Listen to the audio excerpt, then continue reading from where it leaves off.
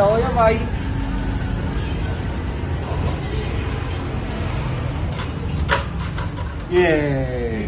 Ông đã biết, ông cắt lời tiếng quá nè. Lỗi mà. Nó cũng cầm lá còn phải mà má sạch đó ơi. Này cái ăn đấy chân.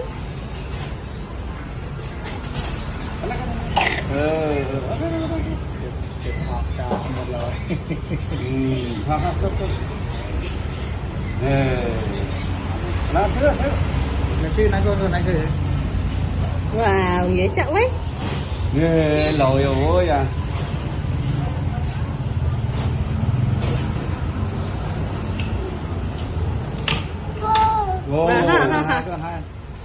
Hello. Tiết đấy. Ồ, sạch đấy. Nè, ôm cắt tiết đấy. Tiết hai còn. Mới chút.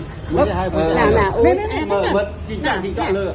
Chỉnh chọn ôn ạ. Chị chọn ôn này lừa.